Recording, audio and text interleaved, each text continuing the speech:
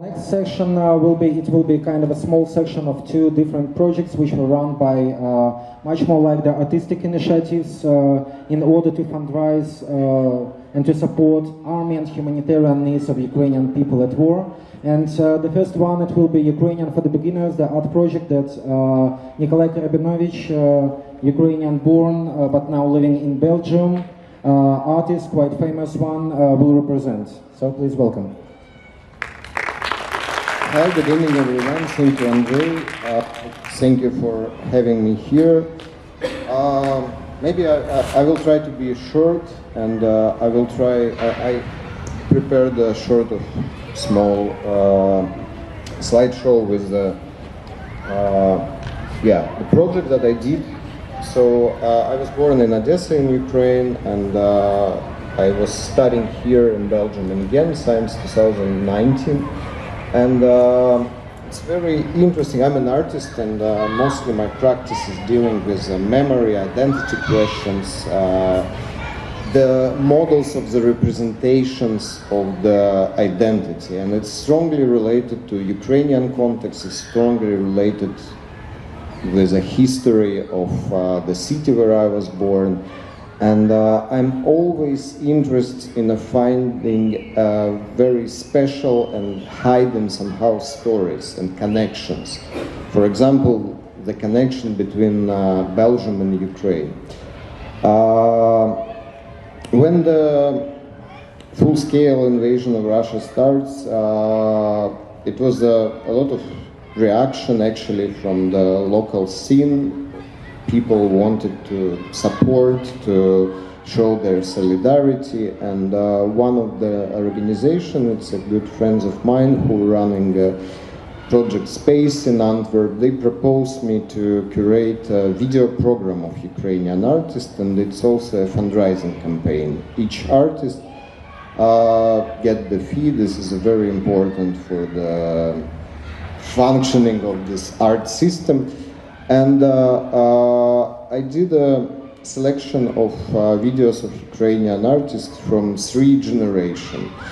The first part of the program was the 90s, then 2000s, and then works that was created from 2014. In each of these video works in general, and in a lot of another works of Ukrainian artists, there is one specific moment. It's a feeling of a kind of a prediction of the catastrophe, and that was one of the main, let's say, subject of this curatorial video program. So I will share like my personal experience, because it was super hard to actually even to think about art in that situation. And the idea that you are continuing doing what you doing, actually being an artist in such circumstances, it's a very hard decision, even to write a text about, even to think about. It took so much time, so much effort, but in the end I came up with an idea that, we have to find a way to share the information, at least, to share the knowledge that we have and present it. That's a small thing, but it's important that if we can change the opinion, or if we can change something by this, because art can provide this way of changing, it's already enough. So after the struggling with this ethical question, how you can do the art in such a situation, I kind of came out with this idea. So here is a list of artists, and mostly it's not so known for the Ukrainian art context names. It was also one of my goal to show the voices from Ukraine, which is somehow hidden, which is not so visible, not so present. But their works, the works that were created during 90s, 2000s, they are showing incredible, let's say, quality, and they're not.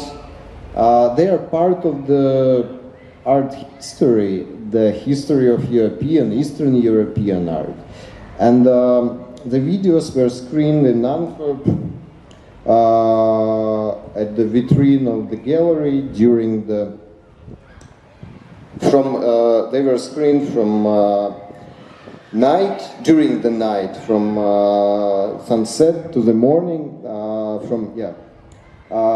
That's also a very interesting moment that you can actually see the works from Ukrainian artists when you're passing through the streets of Antwerp. And this possibility of showing this, it was very important in a way, because I was organizing and did a few exhibitions here in Belgium, and it's an interesting and very complicated question about how art system functioning, because nowadays it's so much attention to Ukrainian art, and just a year ago it wasn't like that, and it's kind of not an equal situation. It's very interesting to think about, but the program was called Ukrainian for the Beginners, and this is a kind of ironic bit title, because the history of Belgium and Ukraine, it's very complex, and it's full of interesting stories. For example, this is another photo, but this is the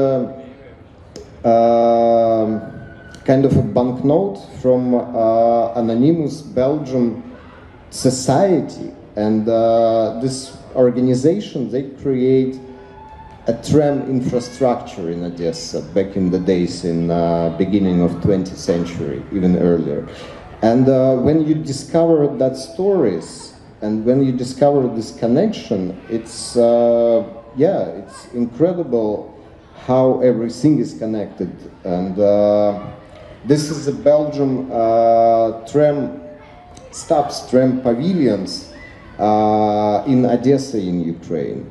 And during this program I also did a lecture about it, and people were so curious, and every one of them didn't know about that connection. And I think it's also important to make a research as an artist, and this research can provide a very wide information about the context. I'm kind of putting here a very, let's say, random, and I'm not sure that my presentation here I'm jumping from one story from another because it's too short to explain the complexity of everything. But here is an important slide, and my idea here is to show you the complexity of the history of Ukraine and the complexity and connections that were in Ukraine and many other places. And it's also important for this particular slide. It's important for the video program because one of the artists in the program, Kirill Protsenko, he was on that concert. This is a poster and a photo from concert of band Sonic Youth in Kiev. And the artist who was in the video artist who was in this program, he was on that concert. And this very short example, but it shows how the cultural events is important, because he went on that concert and it was so important for him. He had so much influence after visiting the concert of this band, and he created a lot of works inspiring by that. Another example, this is now my work. I went to Liverpool for the residency, but Liverpool it's interesting, but Manchester, which is close to Liverpool, is much more interesting. And during making research on the connection between Ukraine and Manchester, I find an incredible story, and because my practice also strongly related to the music, to the music from 90s, 80s. I find that very well-known UK band New Order, they have a portrait of Ukrainian poet Taras Shevchenko on one of their albums. And they also used this portrait in a video of their concert. And it's also such an interesting and small detail, actually, but it provides you the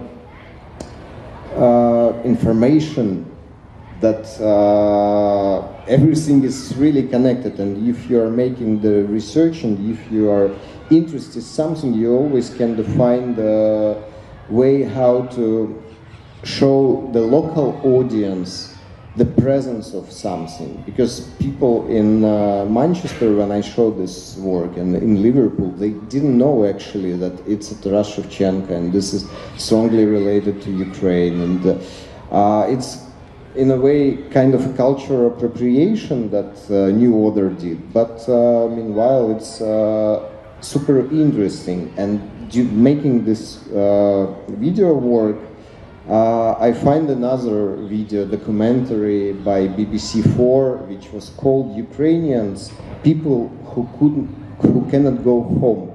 And this documentary was filmed in 1967 or 68. And the title of this documentary, it's also somehow so predictable, and it wasn't relevant in 2018 when I did this work, not so much relevant, but now you see how, if you look back to the history and if you find something, you see how relevant it is. In other slides,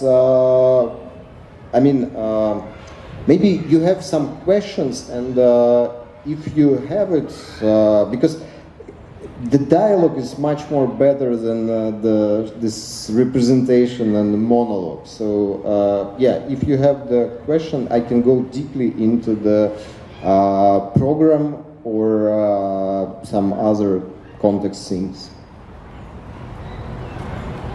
Not yet. Okay, so I will continue. This is another example of the presence of Belgium in Ukraine, and this is a cultural institution called Izolyatsiya. It was founded in Donetsk, and it was a very important institution for the eastern part of Ukraine and for the Donetsk region in general. And they invite a lot of international artists for the residency to install some site-specific works. And they invite Daniel Buren, the famous Belgium very established, like a Belgian classical contemporary art artist. And he did an installation in Donbass. It was 2012 in Donetsk, where the Izolyatsiya was. And you can see on the right here, he did this installation. That's how it looked like. But after 2014, Izolyatsiya, in the place where the institution were, it's become a jailhouse of, the territory was occupied by pro-Russian troops, and they of course took all the everything from this institution, and they made the jailhouse in the institution. And this photo actually, it's how this institution looked after 2014. Also, this shows this connection between Belgium and Ukraine by a very strange way.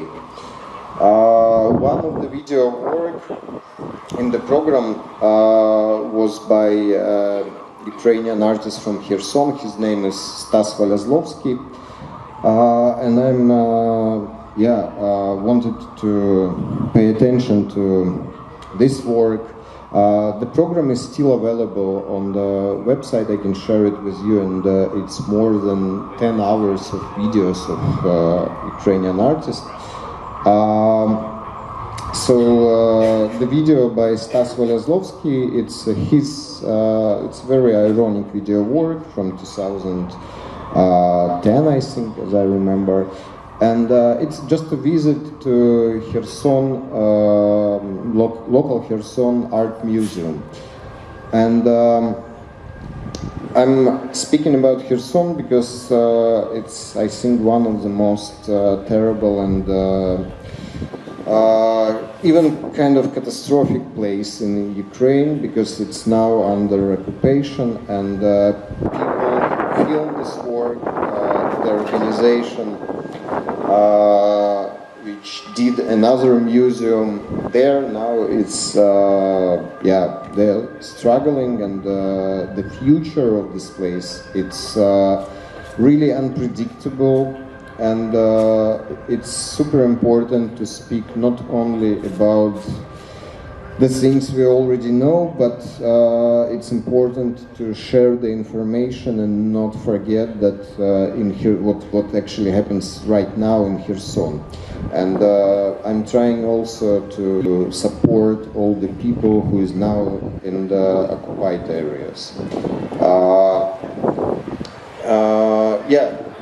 Maybe I will finish my chaotic and because it's so much information, and it's very difficult to explain the complexity of this information and to provide you like the brief and short general overview. This is the photo from my home city, from Odessa, with military orchestra playing the song, and in the lecture that I did in this Antwerp gallery, I mentioned in the references that this photo have from the work of British artist Jeremy Diller, who also worked with orchestra. And by showing this photo, I'm also building the examples of the connection between art and how one image, how the image of something can reflect on the many things. Yeah, thank you so much. I hope it wasn't so chaotic, and please, if you have some specific questions about the program, more like practical or whatever, I can really share it with you. Thank you. Thank you, Nikolay. I hope that networking afterwards, so you can ask some questions and just to get in touch with Nikolay personally if you want. Yeah, thank you. Thank you. Yeah, as far as now we will have the last short slot in the program in this part before the lunch break, which we all are expecting to. I'm here will reproduce you. Present you the festival with the name Talk to Me. It was an online art festival which we made together with Vera Iona Papadopoulou, a Greek woman, my wife. She is the film director and curator and also performance artist. So when the war break, actually it found myself like already more than months I lived in Athens. And of course, apart from volunteering and apart of the shock, which was all obvious, so the idea was what can we do apart from all the volunteering situations. So the idea came out of our experience of cultural management and our personal contacts in a big amount of different artists. So we decided to make online festival because it was the only format which could gather a big amount of people and more people to involve to get access to this festival in order to show how Ukrainian and worldwide artists reflecting to the war at the same time. It was like the third week of the war broke. Thank you, Yanni. It was the third week of the war, and we were trying to do it quite fast because it was really important to react quite fastly. So here is a short description of the festival. One of the most important ideas was, like we yesterday during the panel discussion discussed with artists at risk and Salomia from Ukrainian Institute. Actually, the idea was to documentate this tragic moment of history by the means of art. And this tragic moment of history was not only in Ukrainian history, but a history of all world, because nobody knew how it can grow, how soon it can turn into some kind of a nuclear or the Third World War, etc. So in this way, we provided online open call to engage as much people as we can, and we had very different reactions from different people, like some especially of those who stayed in Ukraine, so it was so difficult for them to do something apart from volunteering, etc. So just to make some kind of a word spread, or to make the artwork, or to write a text or something. So for us it was really important, crucially important, to gather all these voices, all this information, all these reflections from the people who found themselves in such a terrible situation. And actually, the application form was quite easy, and the medium that the platform that we were using for representing the whole works was the YouTube. So it was accessible for all the people, and the time was chosen. It was the time when the curfew was already in our cities, so people could spend some more time at home watching online, apart from watching all the time the news and getting much more nervous and overwhelmed with it.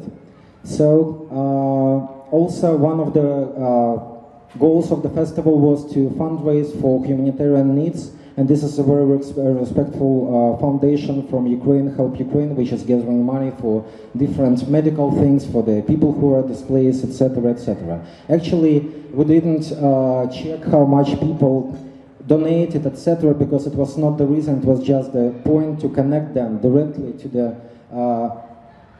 the point where they can just donate by themselves.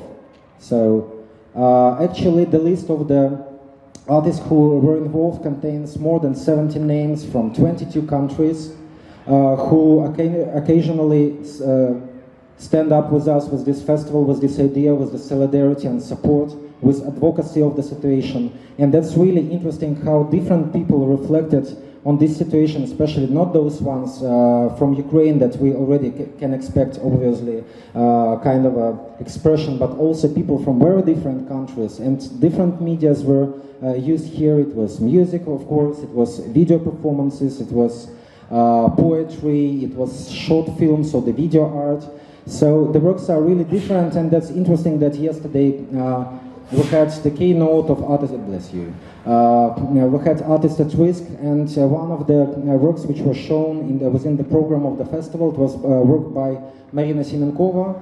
She is a performance artist and a photographer from Ukraine, and she was displaced by the war first to Romania. And she made a photo film which describes her own story, and it was like 18 minutes long, and it was really very touching one, and it was the opening work of the festival. It's interesting, and I mentioned Artists at Risk because later on she connected with them, she applied for support, and she received really good help in the way of, she got the residence, she got the support from the local curators, she did a really beautiful exhibition there, and also it was also kind of an instrument of the cultural diplomacy and to advocate the whole situation and the reflection of people who are remaining there, for those people who are already had to leave the country because of the war.